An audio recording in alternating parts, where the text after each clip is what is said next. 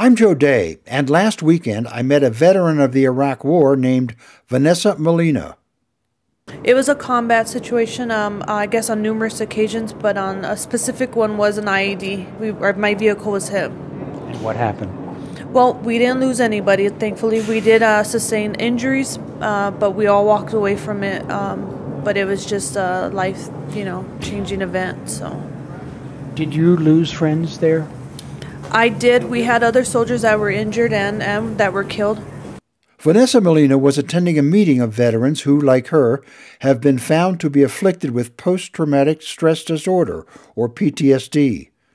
It's thought that as many as a third of Iraq and Afghanistan veterans have PTSD or related problems, and the suicide rate among those vets continues to climb.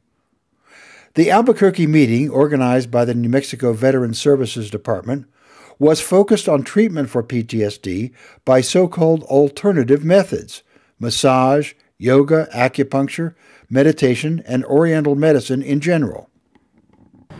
Do you think this kind of so-called alternative treatment, not just drugs and pills, but other things will help? I do. Actually, I prefer other means instead of pills. I mean, pills on pills, I don't think there's always going to be a side effect. So anything healthier, I think, is a good thing, good choice for us.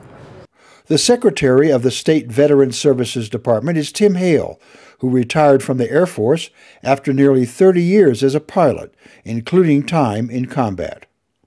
Don't try and man this out. Don't try and do that warrior ethos thing and think, I can do this myself.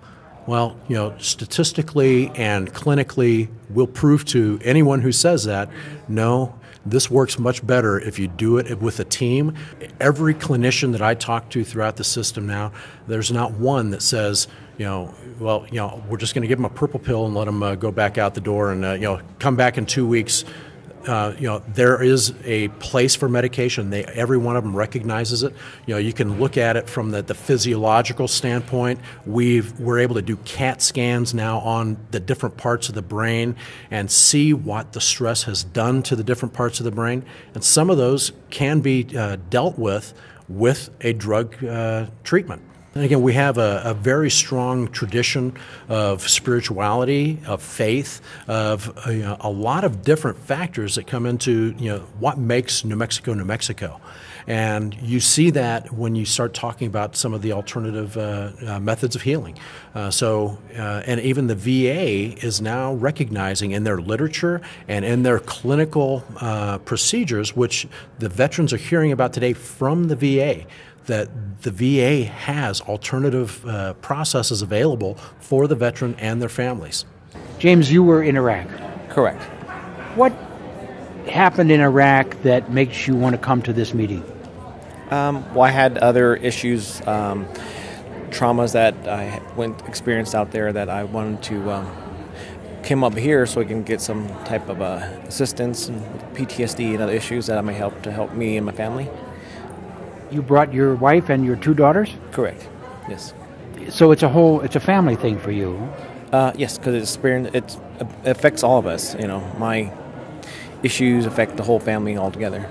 I think his experiences over there have just made him a different person. You leave home with a certain personality, and his experiences have just, they have changed him. A little bit more anxiety, a little more anxious, a little more stressed. And I think that, we just have to stand behind him and help him to adjust back to home life again. Now I know that he's not being this way on purpose. That's just how he is. When you say this way, what do you mean? Just sometimes just kind of irritable and just doesn't like to go out much. My name is Monica Luna. You are a doctor of Oriental medicine.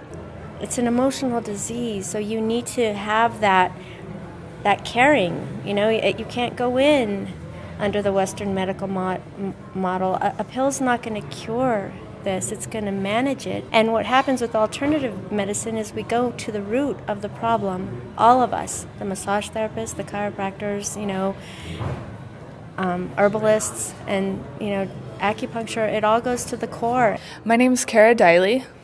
You are presenting the idea that massage therapy might help.